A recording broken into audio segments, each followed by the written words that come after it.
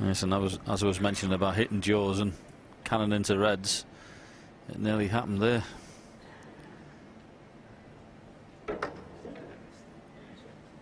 Extension.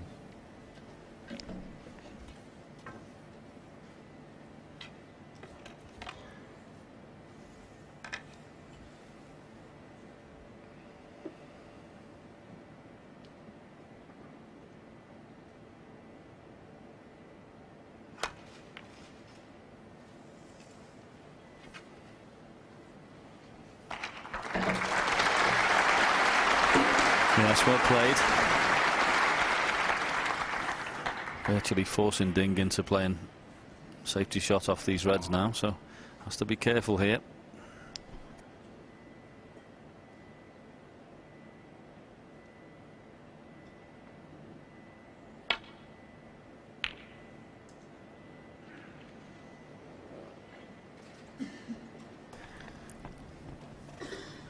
Just got the red a little bit too thick, and this is a chance for Marco. I'm sure he'll take this red on. Will he play for the pink or the black?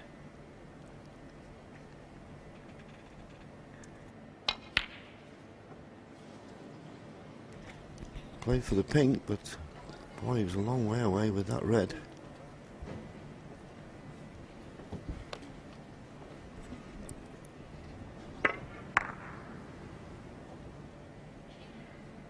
Didn't even get in the jaws.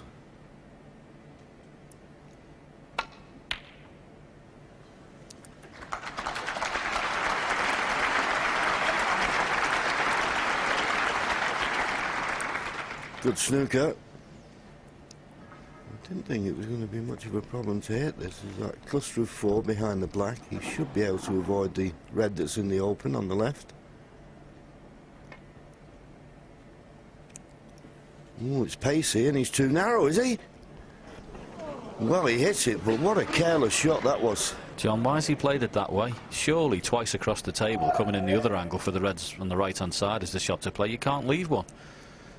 I don't honestly know why he played it that way. You're virtually impossible to leave a red playing at the other side. And now, not only has he left the red, perfect angle on the black. Very strange way to play that.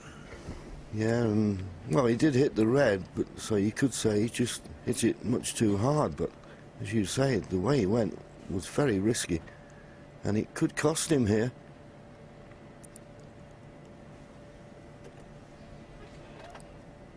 No, I think there's nothing wrong with the line, but he just hit it too hard. But looking at it, he was very close to that loose red anyway, wasn't he, coming down that side of the table? You play it the other way, John. You take the loose red out of the equation completely. It's not even an option for Ding to go at, but there you go. You live and die by your decisions on a snooker table, and for me, that wasn't a good one. Yeah, and he played it pretty quick, didn't he? Anyway, Ding Junhui's had a good look at these 4 reds. How's he going to bring them into play?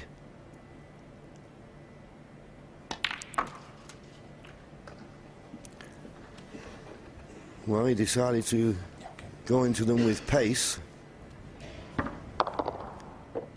Sometimes you can play a controlled cannon, but he felt that he needed to split them open, and this red does go to the right corner.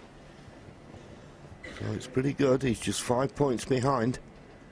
Frame-winning chance, you'd have to say. And I don't blame him for having the cue ball clean there. Sometimes these little shots can get a kick. 9. And you feel certain that the red on the left-hand side is going to be very key in this frame. I fancy Ding removing these 2 reds. It's all about what he can do with that red on the left-hand side. 16.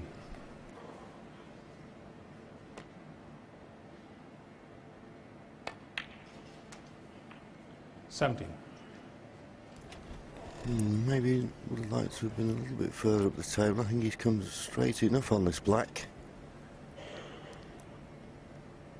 He's trying to force over for the red in the same pocket. Did it comfortably. So this is the key shot now. Needs a good angle on the black 24. to get on the awkward last red. But it's not tight against the cushion, so Any reasonable sort of positional shot will do.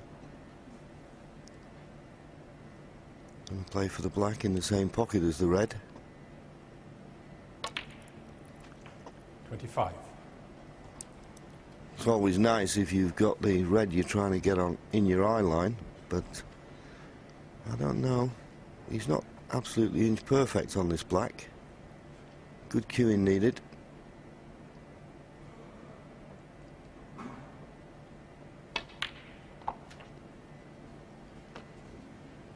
No, not good enough. 32. 19 points the lead. Looking at the scoreboard, red, black, yellow would be sufficient. Will that tempt him into the double? It's a possibility, and he's got the brown as a little bit of insurance. Is it worth the risk? Well, we've been talking all week about how Ding Junhui's matured as a snooker player, and his shot selection's improved, and a much all-round better player. We'll find out now what he's going to do. Would you play the double, John? Oh yes, I wouldn't even think about it, to be honest with you. You know, it's helped a bit by the brown being safe, but if he knocks this double in, he gets on the black, you feel.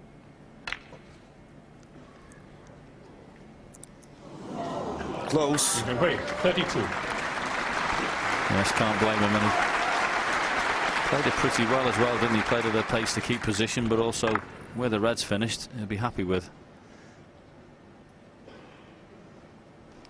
Yeah, that's why we never like playing the doubles, because once they hit the jaw of the middle pocket, you don't know where the red's going to finish up. But that was the perfect jaw, if you like, if you're going to miss it. So this frame still very much on.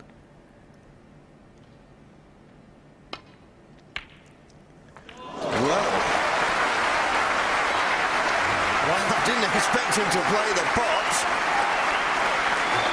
I mean, I'm not doubting him, but did he play that? There was no hand up of apology or anything like that, so I presume he did. I don't think Ding can quite believe that red went in. But he certainly played this, and if it rolls another inch, he's got an excellent snooker.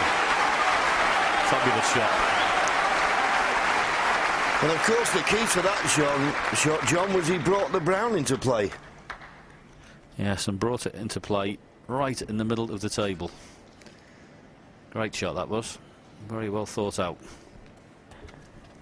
So the frame now wide open.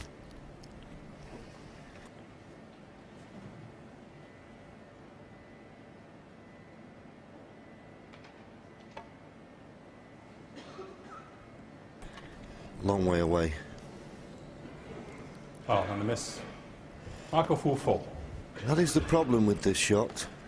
We can draw the line where he's going to play, but he wants to come off two cushions. If he just comes off one cushion and hits the yellow off one cushion, he's more than likely going to knock the yellow. I don't think that white's anywhere near where it should be.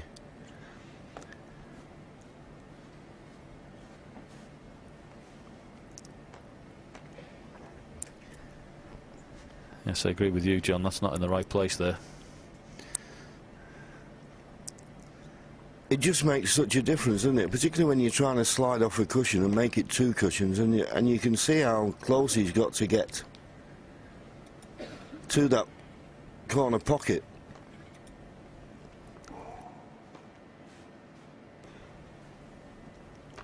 That's what he's trying to do, and the white isn't exactly where it was before, so it just makes the adjustment slightly more difficult. But once again, not got the pace of this. Oh, and a miss.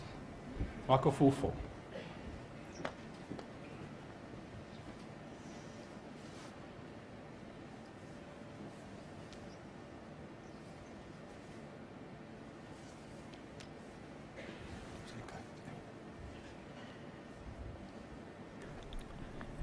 Now, third attempt. These points are adding up. Will he catch the jaw? That's what will happen, you see. You get so close to the pocket, you catch the jaw, and you don't hit the yellow. It's a very difficult shot, this. Marco just sat there with a little smile on his face, because now he's only 6 points behind. That's not hard enough, is it?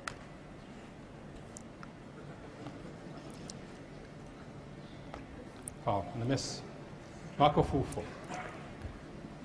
This misrule at the end of frames, John, what a difference it makes. It does, but it's in this situation, it's absolutely right. I mean, you know, Ding can get down and play this a lot harder and hit the yellow full-bloodedly, but he doesn't. Of course, he doesn't want to. That's his choice.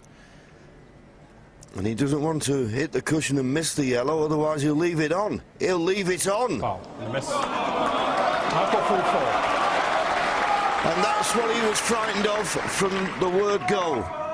And in the end, that's what he's done.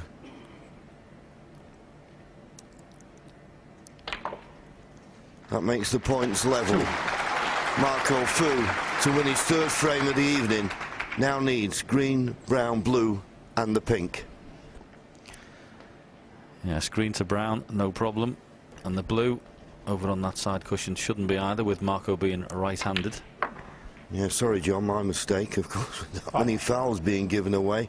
I didn't realise that Marco had crept into the lead. I thought he was still 2 points behind. So just brown and blue needed. What a snooker that turned out to be. And the last red, well, I question whether he even played the pot, but it's turned this frame on its head.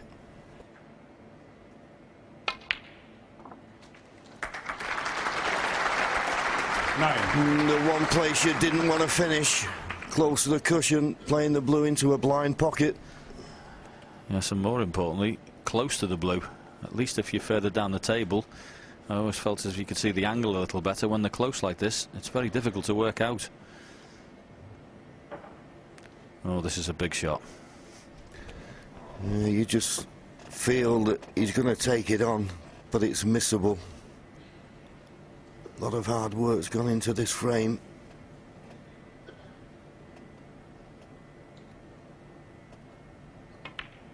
It's there, and it never touched a side. So Ding Junhui will be wondering at the moment where his next frame's going to come from. He started the evening 6-2 in front. It looks certain now to be 6-5.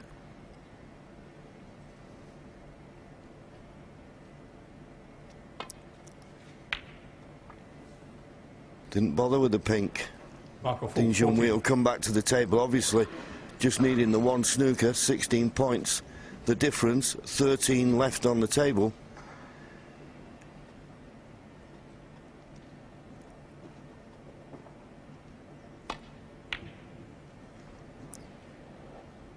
It's not a bad line. It's not a bad line. It's a perfect line. Well, I now beg the question, John, why did Marco Fu try and pop the pink? Well, you're quite right, John, but that is a wonderful shot from Ding. And it's just got enough space to go round the back of it. It's one of those, if it was nearer the jaws, it'd be virtually unmissable. But where it is, it's one of those ones you can go right round the angles and miss it by a wafer. Yeah, you won't see many better snookers than that. And if he's going to come off the left-hand side cushion first, then this pink is definitely missable. I'd do anything here but play this shot. And he's missed the pink, it's gone in the pocket. And Ding Junhui, from looking down and out in this frame, is just the pink and black away from winning it. What a turnaround.